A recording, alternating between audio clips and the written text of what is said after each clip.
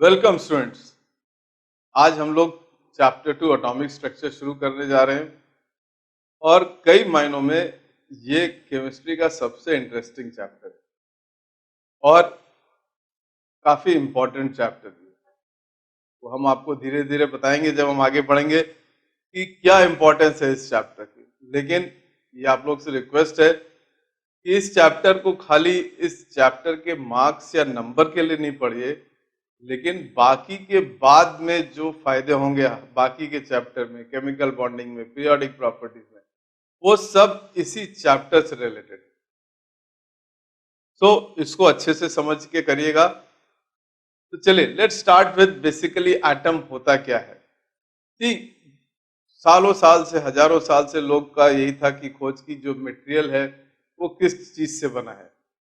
अगर आप कोई भी वेद पुराण या पढ़ेंगे या तो हम लोग बोलते हैं कि हर चीज 5 तत्व से बनी है, मतलब 5 एलिमेंट्स होते थे। तो एवरीबडी थॉट कि एलिमेंट्स केवल 5 ही होते हैं। वो हजारों साल से चलता आ रहा है। लेकिन धीरे धीरे लोगों ने, जब साइंस प्रोग्रेस हुई, तो पहले ग्रीक वर्ड बना एटम, इसका मतलब होता है कि जो स्मॉलेस्ट अनडिविजिबल पार्ट है, इससे छोटा नहीं है।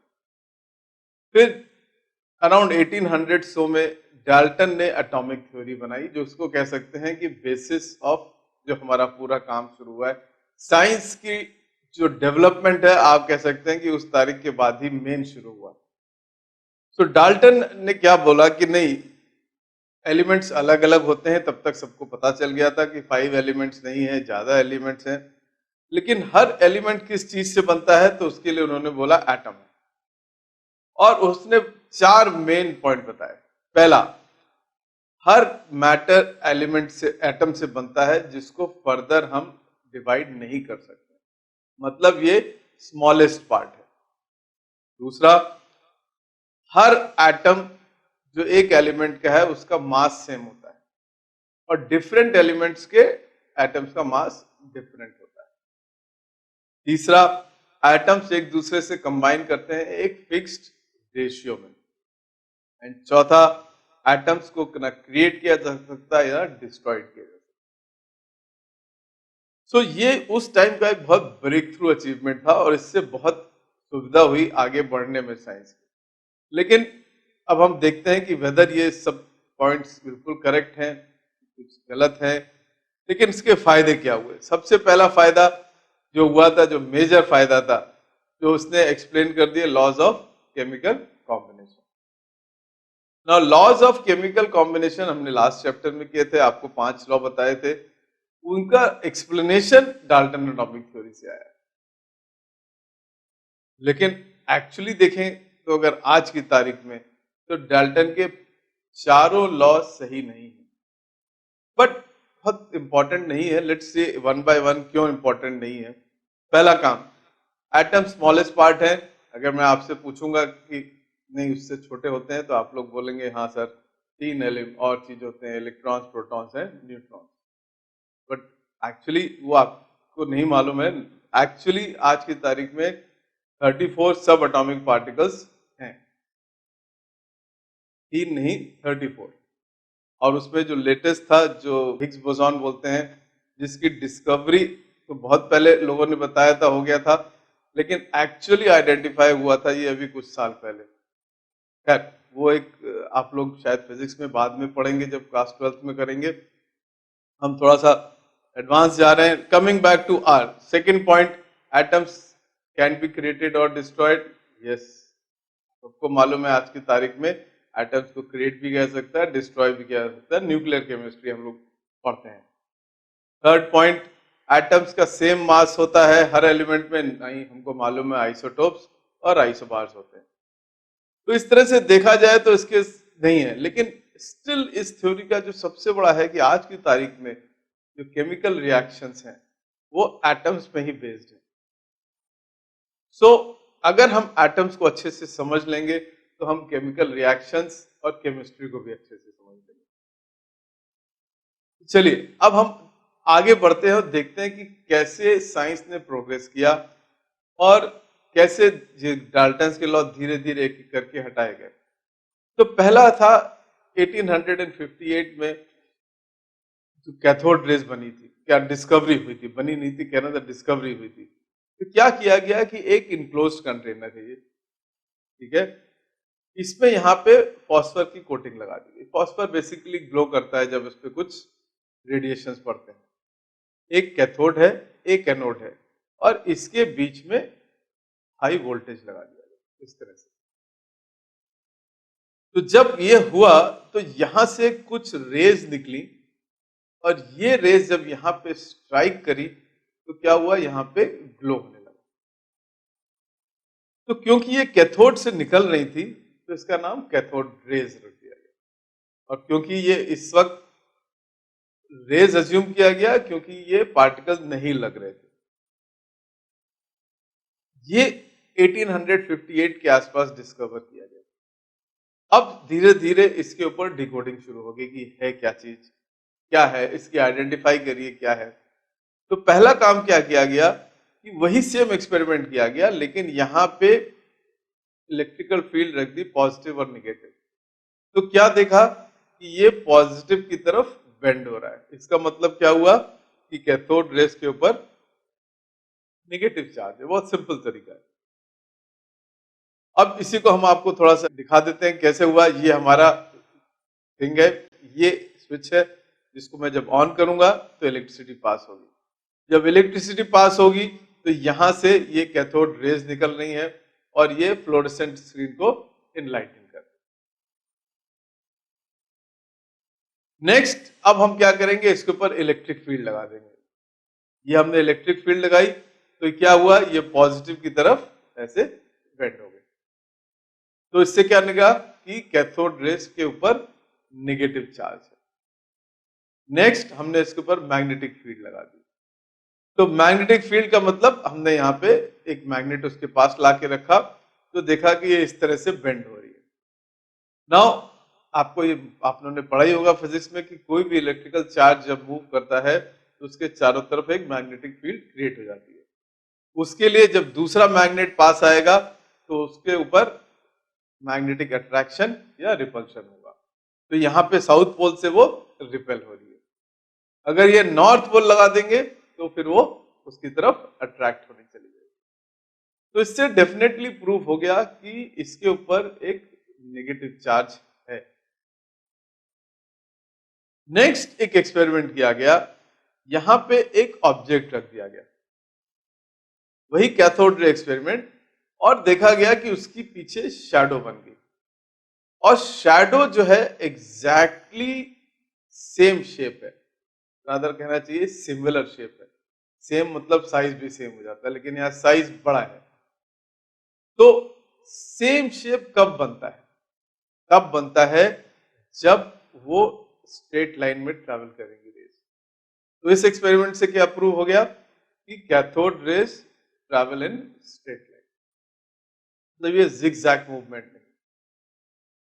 नेक्स्ट जो था ये सबसे इंपॉर्टेंट था, क्योंकि अभी तक हम इनको रेस बोल रहे हैं। रेस का मतलब वेव्स हो गई, और वेव्स आपको मालूम है उसमें मास नहीं होता है। मास नहीं होता है तो उसमें मोमेंटम नहीं होता है। अगर मोमेंटम नहीं होता है तो ये मोमेंटम दूसरे को दे भी नहीं सकती है। लेकिन इस एक्सपेरिमेंट में क्या किया गया कि ये कैथोड रेज निकल रही है, यहाँ पे एक व्हील रख दिया गया। तो जब कैथोड रेज को स्ट्राइक करती है तो व्हील ऐसे रोटेट कर देगा। इसका क्या मतलब हुआ, इसका मतलब हुआ कि कैथोड रेज रेज नहीं है, पार्टिकल्स है, एंड इनका अपना मोमेंटम भी है, तो इस पे मास भी होगा। तो अब जो हमने धीरे धीरे निकाला कि कैथोड रेज जो है वो पार्टिकल्स हैं, उसमें नेगेटिव चार्ज है, लेकिन फाइनली ये है क्या और कहां से आती हैं, इसके ऊपर फिर हुआ। तो नेक्स्ट ये क्वेश्चन जे थॉमसन ने किया था, ज्यादा आंसर इसका दिया था।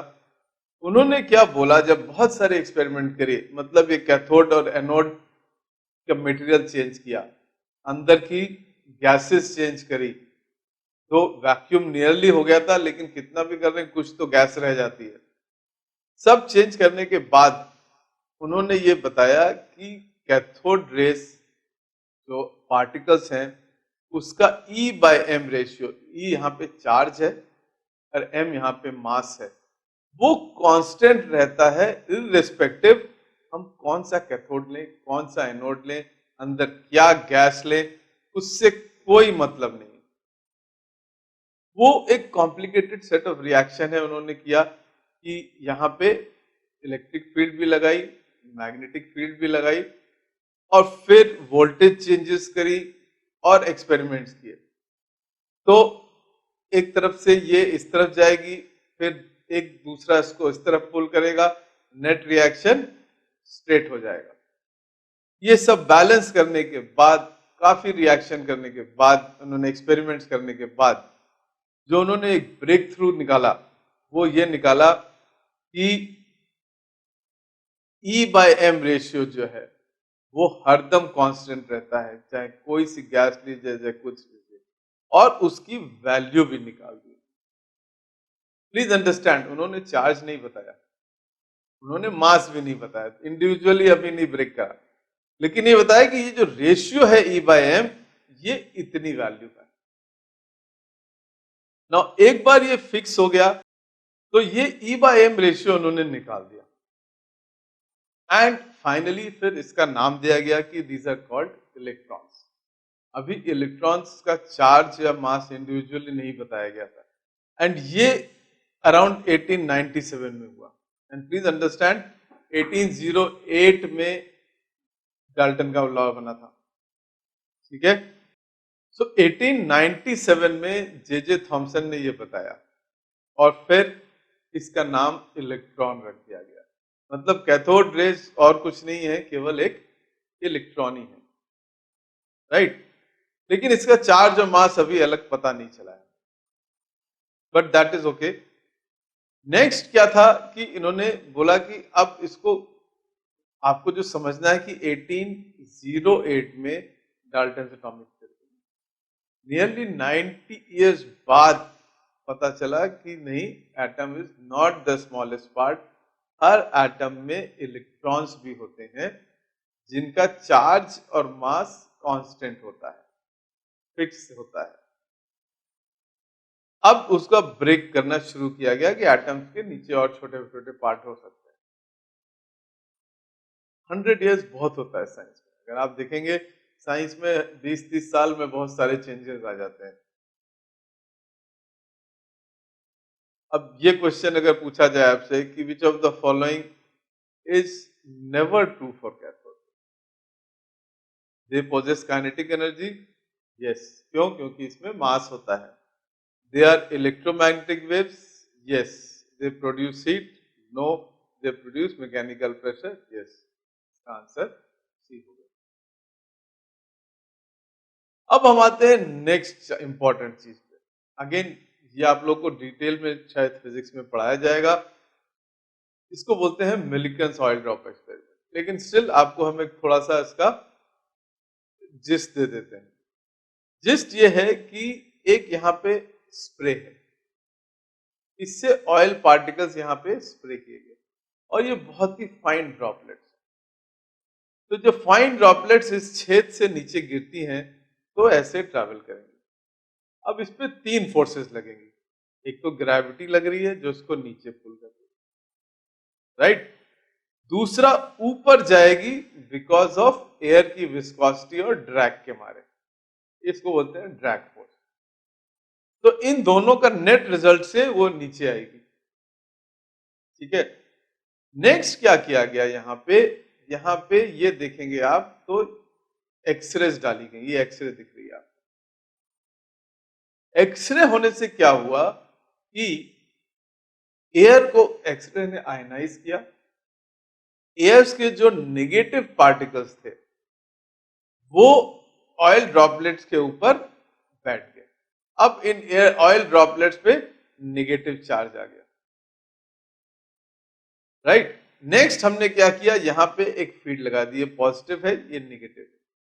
तो अब क्या होगा, जो पॉजिटिव है वो इसको ऊपर से पुल करेगा। तो 2 फोर्सेस ऊपर पुल करने वाली हो गई, एयर की विस्कोसिटी और ये इलेक्ट्रिकल फील्ड। ग्रेविटी इसको नीचे पुल करेगी। फिर क्या किया उसने, चेंज करके इलेक्ट्रिकल फील्ड को, ये ऑयल ड्रॉप स्टेशनरी कर दिया और उसके बेसिस पे उन्होंने ऑयल ड्रॉप्स के ऊपर चार्ज निकाल दिया। तो what he found was a very surprising things कि जो ऑयल ड्रॉप्स के ऊपर चार्ज है वो एक पर्टिकुलर नंबर का मल्टीपल था। ठीक है, तो उन्होंने क्या किया, उसका हाईएस्ट कॉमन फैक्टर निकाल लिया, तो पता चल गया कि this is the charge of electron. उसी को दोबारा देख लेते हैं जो हमने अभी आपको समझाया। ये ऑयल ड्रॉपलेट्स जा रही हैं यहाँ पे, जो स्प्रे कर रही फाइन मिस्ट जो है, ठीक है, और वो नीचे गिर रही है ऐसे। यहां से जो टेलीस्कोप है ये उनके गिरने की वेलोसिटी नापता है कि कितने टाइम में कितने नीचे गिर रही है। नेक्स्ट क्या किया हमने, उसमें एक्सरेज अप्लाई कर दी, यहां से ये एक्सरे डाल दी। तो एक्सरे क्या करेगी, उनके ऊपर नेगेटिव चार्ज, ये देख रहे हैं आ गया, लेकिन ये स्टिल अभी भी नीचे ड्रॉप कर रही है। नेक्स्ट हमने क्या किया, यहां पे पॉजिटिव और यहां पे नेगेटिव चार्ज लगा दिया। अब ये ऑयल ड्रॉपलेट्स एक पर्टिकुलर वोल्टेज के ऊपर स्टेशनरी हो जाएंगी। कुछ ड्रॉपलेट्स, कुछ अभी भी गिरती रहेंगी क्योंकि वो डिपेंड करेगा चार्ज के ऊपर। तो अलग अलग केसेस के हिसाब से अलग अलग वैल्यूज निकलेंगी और फिर हम उनका हाईएस्ट कॉमन फैक्टर निकाल लेंगे HCF। उससे क्या निकल आएगा, चार्ज ऑफ इलेक्ट्रॉन। तो मिल्कन ने क्या किया, उसने बताया कि हर इलेक्ट्रॉन का ये चार्ज, ये एक्सपेरिमेंट से निकाला गया 1.6022 इंटू 10⁻⁻19 कूलम्स। E/m रेशियो किसने दिया था, अभी हमने लास्ट टाइम मेजर किया था, जे थॉमसन ने दिया था। ठीक है, अगर आप E को E/m से डिवाइड कर देंगे तो क्या हो जाएगा, आपका E कैंसिल हो जाएगा, mass of electron. Please understand 10⁻31 इतना छोटा मास है कि आज के तारीख में भी आफ्टर सो मेनी एडवांसमेंट्स हमारे पास कोई भी ऐसी मशीन नहीं है जो इसको डायरेक्ट वे कर सके। तो ये इनडायरेक्ट मेजरमेंट ही होगा। आज के टाइम में जो इतना एडवांसमेंट हो गया, तो हम लोग 10⁻⁹ से 10⁻10 केजीज तक मेजर कर सकते हैं। 10⁻31, आप सोच सकते हैं कि कितना और कितना स्मॉल मास है। इसको आप कभी भी डायरेक्ट मेजर नहीं कर सकते। खैर, ये तो हम बाद में अब देखेंगे कि खाली मेजर तो छोड़ दीजिए, इसको हम आइसोलेट ही नहीं कर सकते, इसको हम लोकेट ही नहीं कर सकते। बहुत सारी चीजें आएंगी इलेक्ट्रॉन की जो हम लोग करेंगे। अगर इसको हम AMU में कन्वर्ट करें, 1 AMU आपको मालूम है 1/Na होता है, दैट इज 1.66 इंटू 10⁻24 ग्राम या 10⁻27 kg। तो मास ऑफ इलेक्ट्रॉन अगर इससे डिवाइड कर दें तो आ जाता है 0.000549 AMU। कई बार हम लोग इसको 0.12355 भी ले सकते हैं, विच इज गुड इनफ, लेकिन एग्जैक्ट वैल्यू 549 आती है। बट कैलकुलेशन के लिए हम लोग इतना AMU भी ले सकते हैं।